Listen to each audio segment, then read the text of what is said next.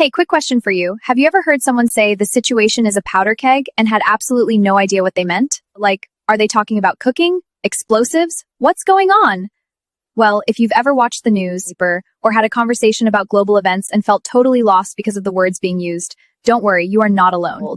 Today, we're going to break down the real English sentences people use every single day when talking about war, conflict, and peace. So stay with us, because by the end of this episode, you'll sound confident, fluent, and honestly, pretty impressive. So let's talk about it. SkillUp English.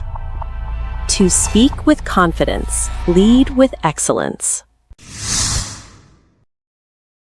Hey, English listeners. Welcome to the SkillUp English Podcast. I'm Sophia, and today we have a big, bold, important topic for you.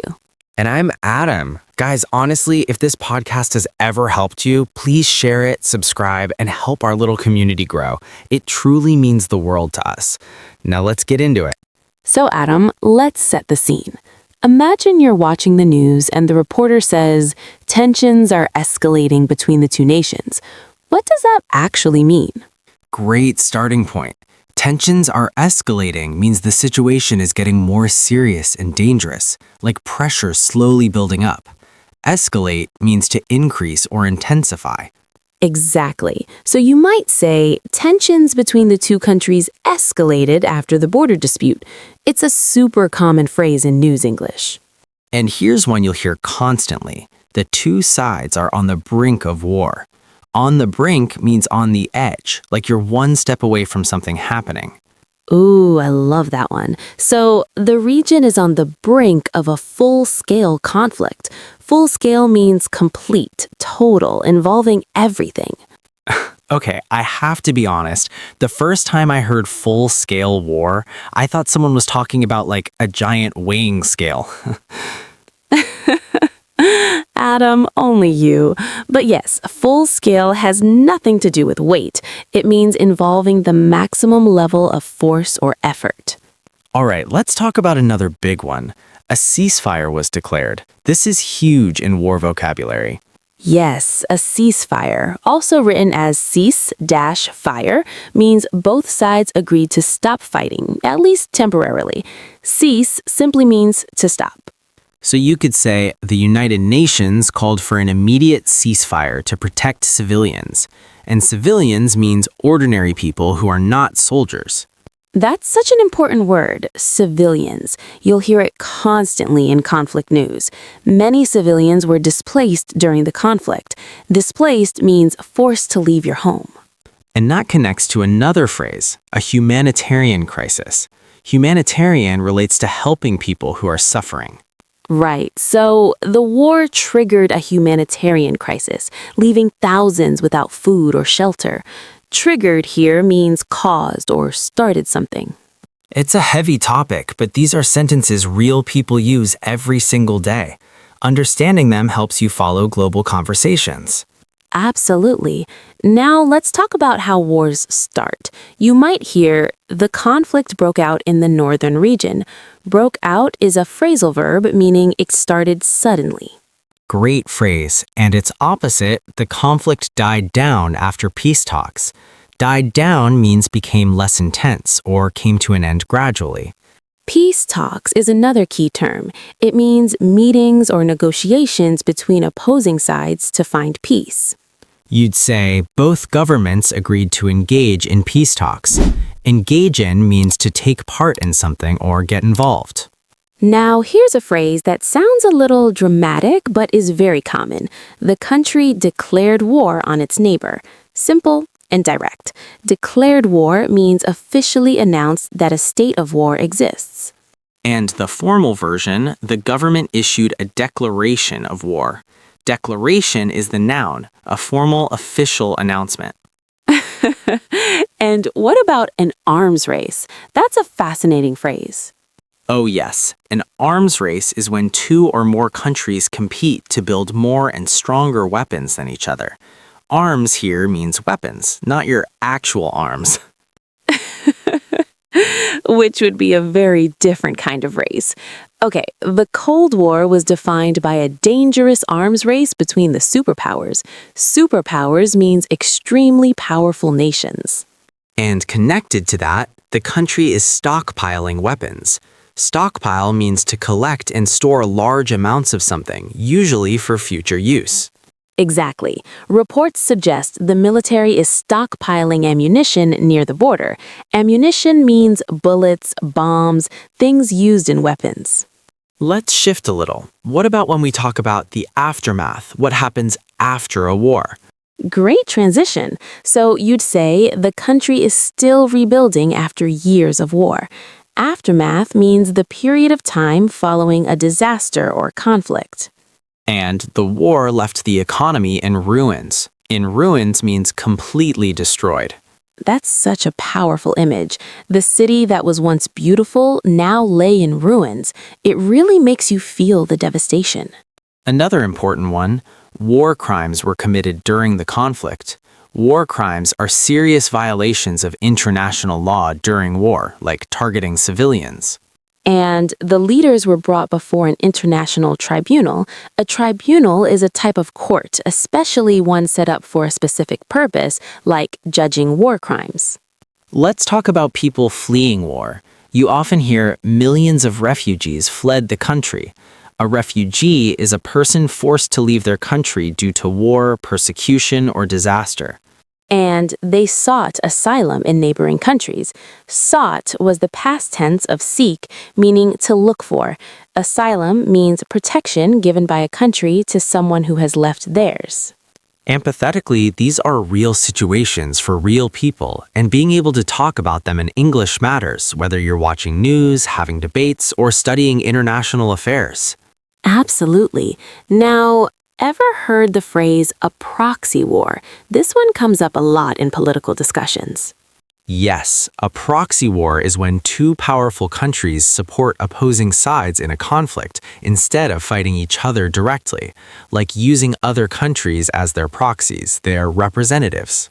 Analysts described the regional conflict as a proxy war between the two superpowers, really important concept for understanding modern history. And then there's guerrilla warfare. This one always confuses people because of the spelling. It's Guerrilla, not gorilla like the animal. Though imagining an army of guerrillas is quite something. Guerrilla warfare means a type of irregular combat, small groups using tactics like ambushes and sabotage rather than traditional battles. The rebels relied on guerrilla warfare to fight the larger army. Rebels are people who resist or fight against authority. Let's also cover impose sanctions. This is huge in modern conflict vocabulary. Absolutely. Sanctions are penalties or restrictions, usually economic, that one country places on another to pressure them.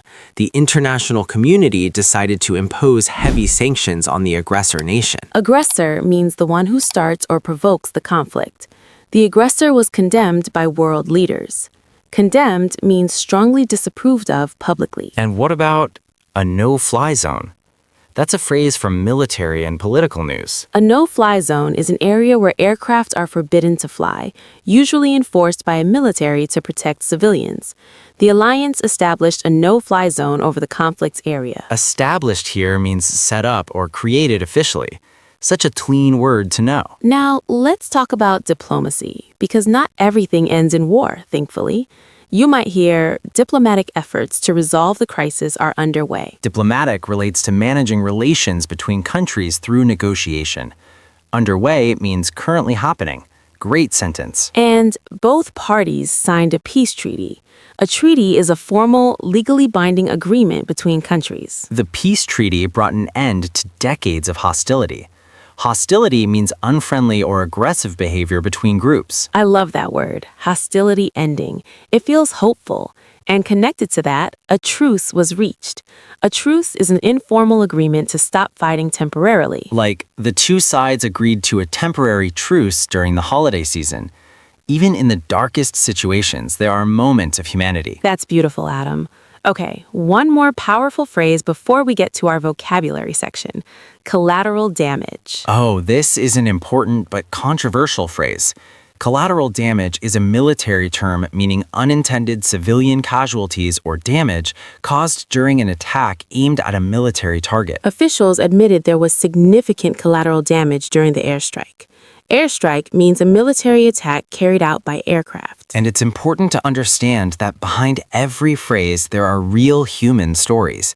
That's why learning this language matters, so we can understand, discuss, and hopefully advocate for peace. Beautifully said. All right, shall we wrap up with our vocabulary section? Let's do it, Sophia. Okay, beautiful listeners. This is the part of the show where I walk you through 10 key words and phrases from today's episode. Grab a notebook. This is gold. Let's go, Sophia. Number 1, escalate, meaning to increase in intensity or seriousness. Sentence: if the two countries don't communicate, the situation could escalate into a full war. Number 2, on the brink of, meaning on the edge of, very close to something happening. Sentence: after the assassination of the leader, the nation was on the brink of collapse. Number 3, ceasefire, meaning an agreement to stop fighting temporarily. Sentence: the international community urged both sides to agree to a ceasefire immediately. Number 4, displaced, meaning forced to leave one's home, usually due to war or disaster. Sentence: over 2 million people were displaced as a result of the ongoing conflict. Number 5, proxy war, meaning a conflict where two powerful nations support opposing sides instead of fighting directly. Sentence: many historians believe the Korean War was, in part, a proxy war between the U.S. and the Soviet Union. Number 6, impose sanctions, meaning to officially enforce restrictions or penalties on a country. Sentence: the United Nations voted to impose sanctions on the country that violated international law. Number 7, humanitarian crisis, meaning a serious situation where large numbers of people urgently need help. Sentence: the prolonged war created a devastating humanitarian crisis that the world could not ignore. Number 8, collateral damage, meaning unintended harm or casualties caused during a military operation. Sentence: the general acknowledged that there was unavoidable collateral damage during the night raids. Number 9, guerrilla warfare, meaning irregular combat using small groups, ambushes, and surprise tactics. Sentence: unable to match the enemy's firepower, the resistance fighters turned to guerrilla warfare. Number 10, a powder keg, idiom, meaning a situation that is extremely dangerous and could explode into violence at any moment. Sentence: with both armies positioned at the border, the entire region had become a powder keg waiting to ignite. Sophia, that was incredible. Every single one of those is something you'll hear in real conversations about global affairs. And now you can use them too, confidently, fluently, naturally. That's the SkillUp way. And that's a wrap on today's episode of the SkillUp English Podcast. If this episode helped you even a little, please share it with a friend, leave us a comment, and hit that subscribe button. Your support is what keeps this podcast alive and growing, and honestly, it means everything to us. We'll see you in the next one. Keep learning, keep growing, and never stop speaking.